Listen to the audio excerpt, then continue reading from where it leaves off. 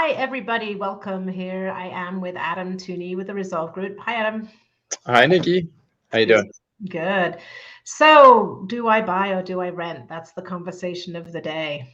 That is the conversation. We've talked to a lot of prospective buyers over the past couple months, and with rates up, the question is: do I rent and hold, or do I wait till rates come down? In a year, 2 years, or do I buy now?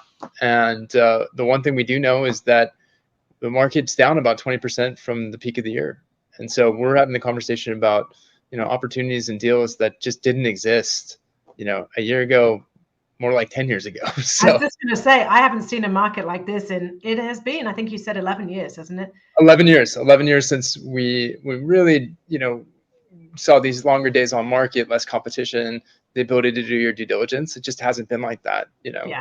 at least here in the Bay Area for quite some Yeah. time. Yeah, and the conversation I get is how do I ground whether it makes sense to rent or buy? And it is such a great question, and it's easy to solve with the math. So basically, what we're going to look at is what do you earn? What do you think you're going to continue earning? What expenses are you expecting to have? Not just your housing expenses, but kids and daycare and college or whatever those things are, vacations, eating, all the things that you want to do.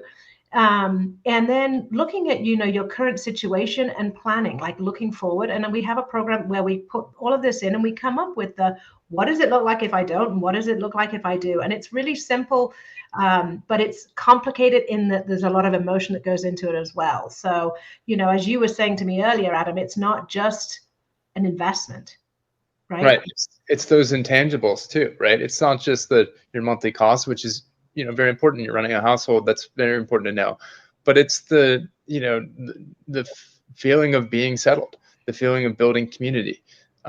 These are the intangibles, the things that are hard to quantify that are really important, if not equally important. And so you might be delaying your that ability by a function of renting for 2 years or 3 years until you wait till rates come down and think about the time that you could be building that community.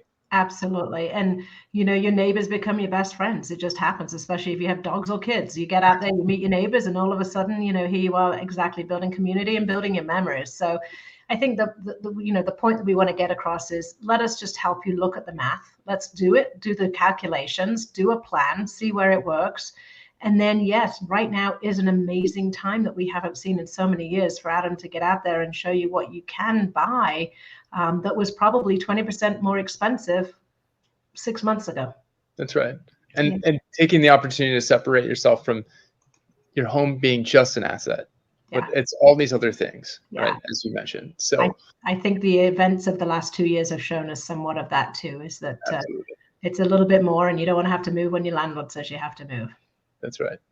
All right. Well, we would love to help you move or help you ground those numbers, and just reach out to us. No pressure. We love to chat, and we love to help you with these numbers. So we will see you on the next podcast, and thanks for joining us. Thank you.